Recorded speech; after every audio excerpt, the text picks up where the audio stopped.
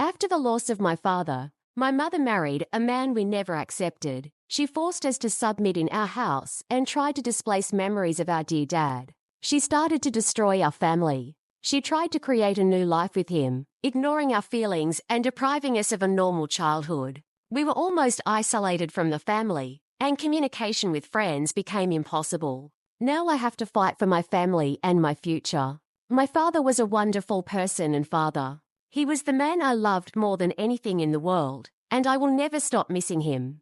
I miss how he always, without exception, woke up every time I had a nightmare and sat down with me in a hammock on the back terrace. We both drank hot chocolate, and he made me feel safe, and then sang to make me fall asleep.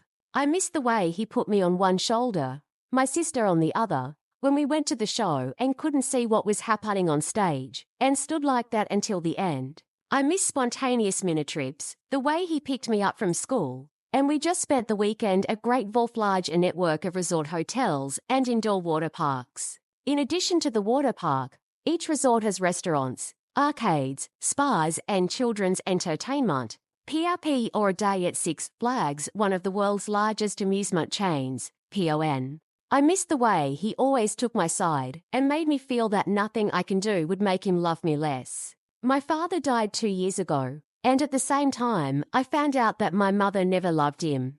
She married him because her parents said they would sever off communication with her and stop supporting her if she married a man she really loved. Apparently, Mom didn't want to live with him according to the Dungeon Master. Let's call the new dad Nasimbo in the ghetto. So she married my father instead. When he was diagnosed with leukemia, she started communicating with Makimbo again. Father knew that Mom was in contact with his ex again. He warned me that if someone like that appears, I will need to protect myself and my siblings and make sure that they do not suffer. Initially, Mum contacted Makimbo in search of emotional support and told us that he was just an old friend who helps her cope. But then a surprise. They got married 2 days after the anniversary of Dad's death. During all this, they didn't allow any of our grandparents to see us. They were going to sell a house and move to the other end of the country. But, thank God, the father gave the house to the trust management of his children and me, my brother and sister, so they couldn't just take us away. I hate this guy with all my heart. I'm sure he hates me too. I told my mom I wouldn't forgive her if she married him, but she did it anyway. I've been under house arrest for the last year because I refused to listen to his rules, eat with him or something like that. But after school, I just got off the bus before the stop near the house and walked with friends. We're not allowed to text or call anyone. Mum took my phone about a year ago. Now I use my friend's old phone. Also, as a punishment, my mother stopped paying for my cheerleading classes, so I lost this outlet. But I write songs. I'm much more concerned about the sudden absence of all extracurricular activities and the absence of college-level English classes that I was supposed to attend.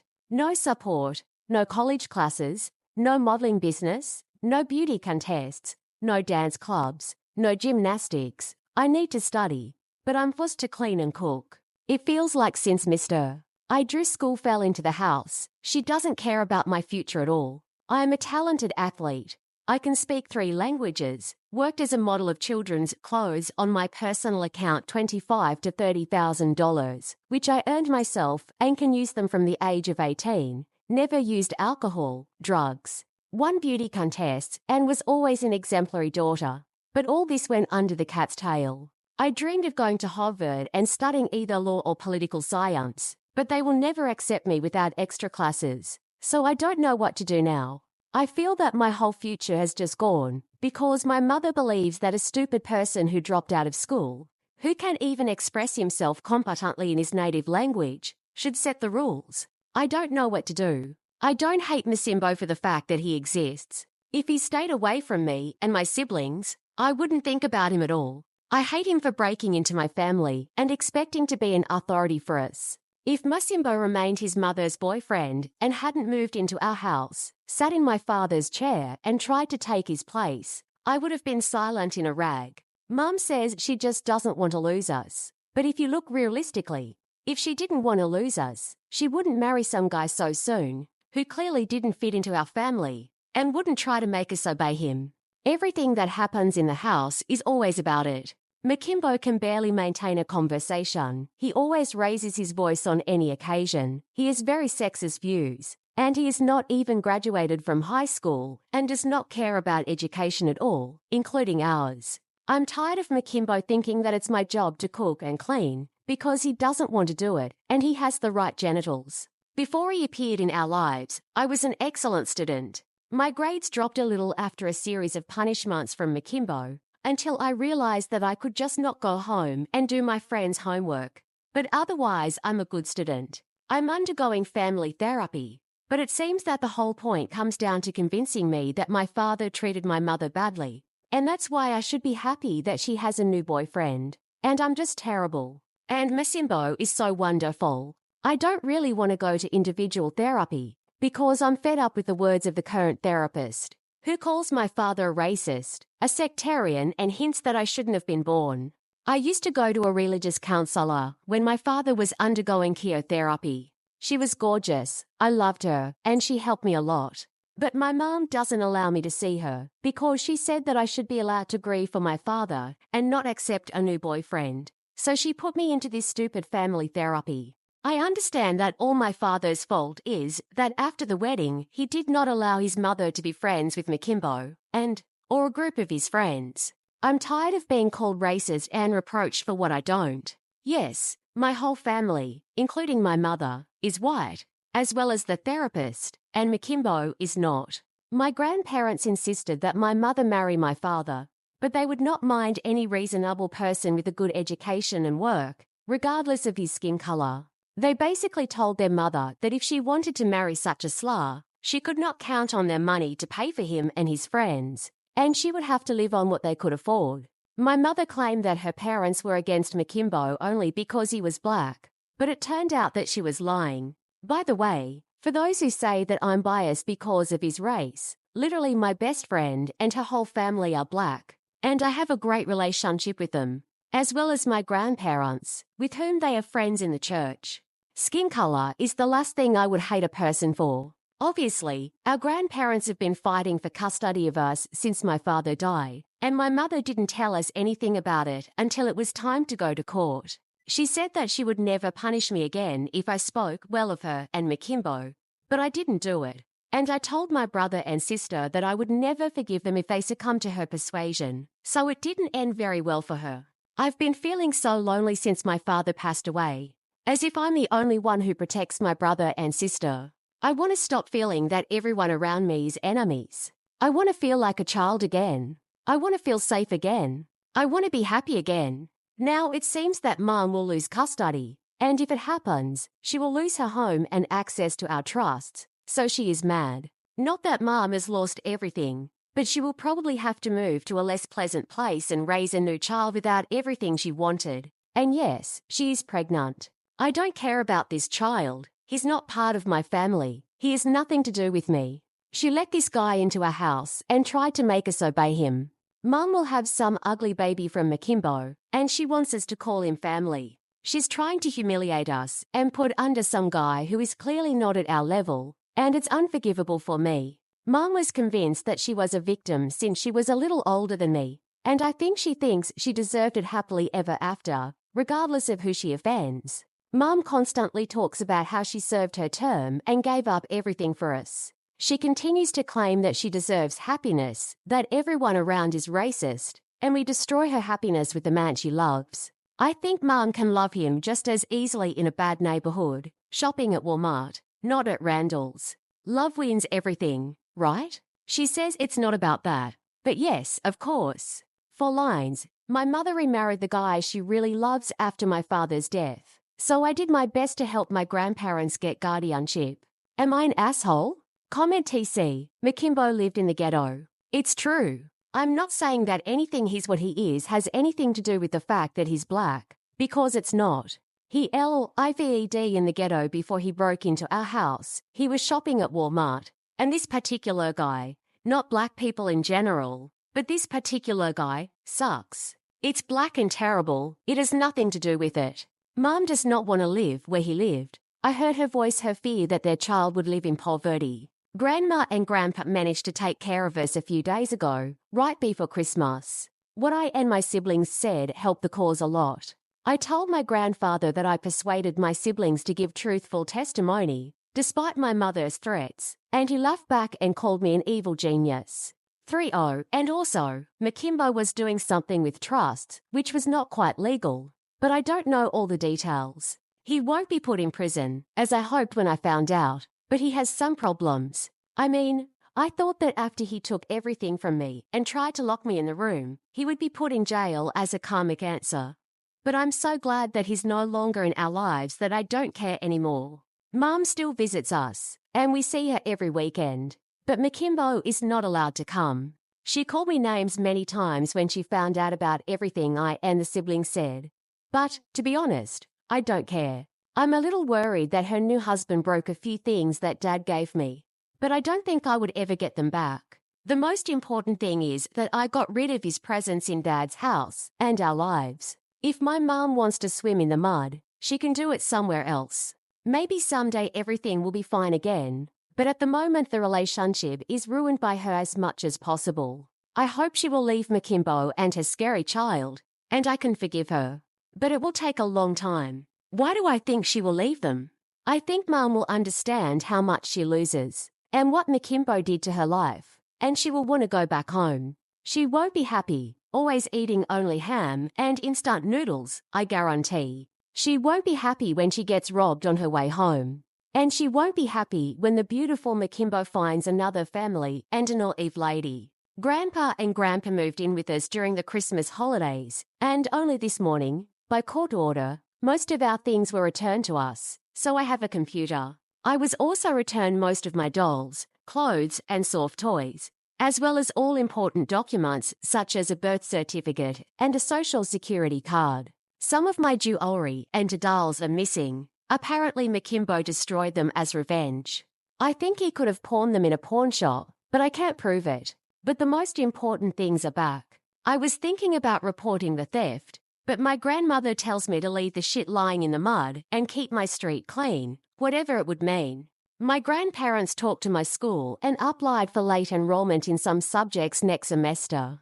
So after the holidays, I will be doing cheerleading again until I pass the probationary period and attend English classes that I could not attend last semester. The dance club is less formal, and gymnastics classes are not held at school, so it was also easy to return to them. But my old modelling agency eventually abandoned me after everything that happened, so I'm a little upset. Grandma says that we will find a new representative office after the holidays. And in the meantime, she will help me prepare for an amazing summer program, the director of which she knows, which, in fact, is a preparatory course at the law college. That's pretty much all I could have hoped for. She doesn't really approve of beauty contests, so I still won't be able to participate in them, but almost everything else will return to normal. Here's my favorite part of the update. New guy and co. really moved to the ghetto. I don't know yet if they are bought at Walmart, but I found out their address. They live in an old crappy apartment building above the store. People sleep on the street, and a huge number of crimes are committed there. Makimbo is back to where he belongs, and I know it's probably a little mean, but I feel great satisfaction knowing that he will never get what he didn't originally deserve again. Well, he ate shrimps and lobsters, lived a little in a good house, what he's so greedy, PRP. A poor apartment for a poor family. I will never see him again. I may have to see their child together, but Makimbo will no longer have the opportunity to steal from us. He's a freak from the ghetto, and he and his ugly family can go somewhere else, preferably away from us. My man and her new husband had a chance. I wouldn't mind if he remained her boyfriend and stayed where he belongs, to be honest. I wouldn't like it, but every family has its own secrets, and I understand that my mother was not in the best position. But she brought Makimbo to our house, wanted us to appear with him in public, sit down and eat with him, allow him to set rules for us and live in my father's house, and it was just disgusting.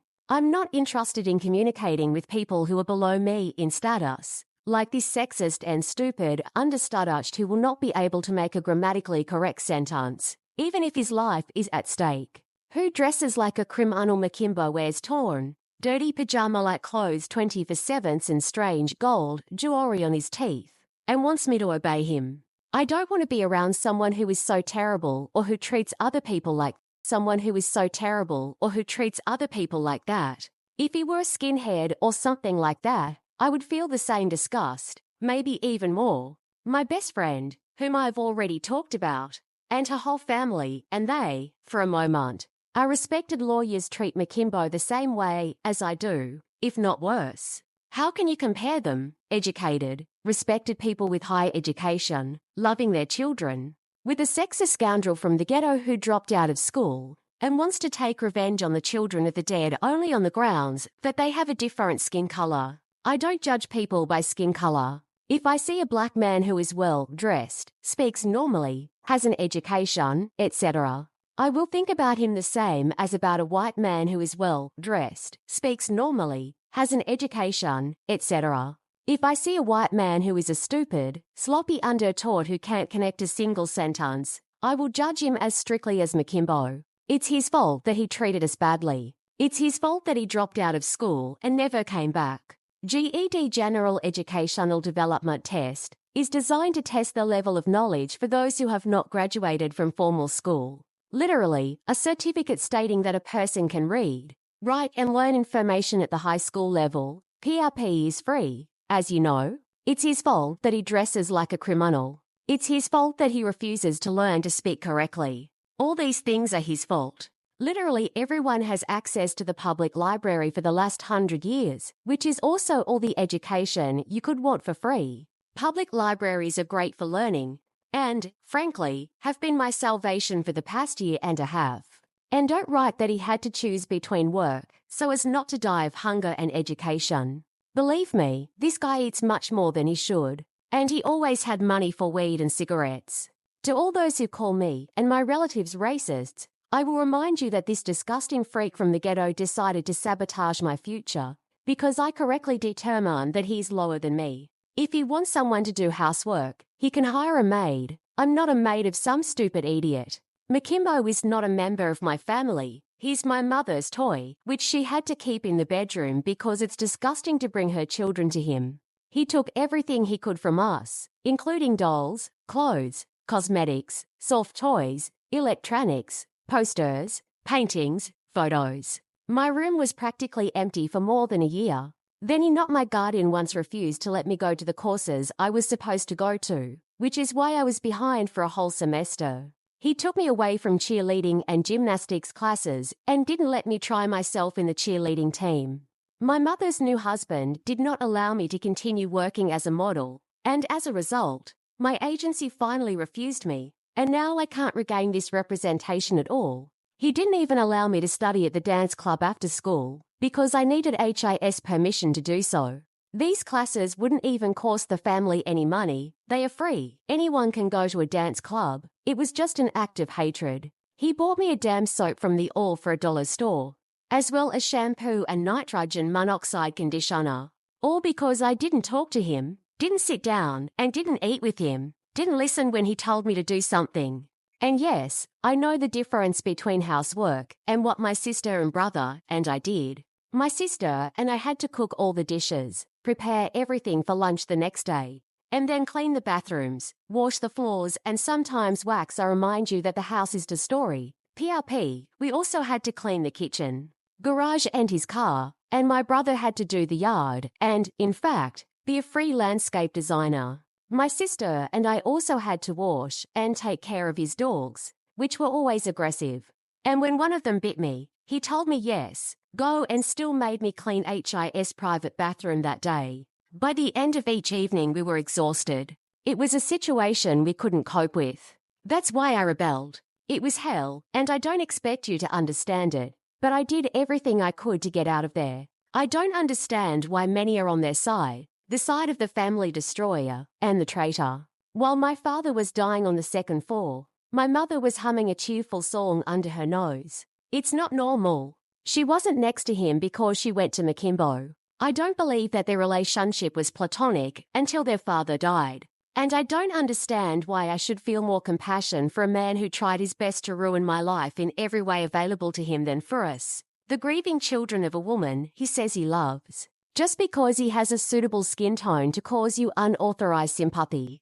Oh, and next month, I'll be 15. Grandpa said he would start teaching me how to drive a car. In general, it was the best Christmas. And yes, thank you guys for your support. It really helped me get through everything. Zoxo. 4 lines, my grandparents won, and everything is just great. With new strength and the support of my grandparents, I began to rebuild my life. Each new week brought new opportunities, and each step on the way to its future became more and more confident. I returned to cheerleading, gymnastics, and regained my passion for writing down my thoughts and ideas in songs. Every morning, I woke up with hope and inspiration. After Christmas, my life was filled with joys that I had not felt for a long time. I brought back my friends and relatives, and we spent endless hours laughing, playing, and creating memories. Every moment was valuable, and I didn't feel lonely anymore. Despite everything that was happening, my brother and sister also began to open up, and together we played for each other like a real team. We often discussed how best to deal with Mom and cheered each other up, no matter how difficult it was for them to stay on the right track. This helped strengthen our relationship, and we became closer than ever. Time passed, and the relationship with my mother continued to remain difficult. Sometimes she had outbursts of anger when she tried to take the position of a victim or blamed us for her unhappiness. But each meeting showed that her behavior concerns her own choices more than us. I remained persistent in my feelings, but I also tried not to forget about the love and bigness that used to bind us. Soon I gave her my thoughts on how important it is to keep at least a part of our family. Perhaps one day we will be able to bring her back to herself so that she can realize who she has lost. I kept telling myself that forgiveness is not a weakness, but a strength, and that everyone has the right to a second chance, even if it can be difficult. A year passed after those serious events, and at some point, I realized that repeated life lessons made me successful, despite all the losses. Inspired by the opportunity to be a lawyer, I became an active participant in school debates and human rights initiatives. My dream of Harvard was still alive, and every letter I sent to colleges was a step towards my goal. I still missed my father and will always remember him, but now I knew that he was proud of the way I coped with the difficulties. And although there were challenges ahead, I found strength every day and prepared to accept my fate. After all, life didn't just pass by, it beckoned to new opportunities that were expected to be opened. I looked in the mirror and saw not just a girl who had been deprived of her father and faced with indifference. I saw a militant young woman ready to fight for her happiness and future, wanting to make her voice heard. This is how my new chapter began, full of determination, hope, and dreams of a bright future, no matter how difficult it may seem.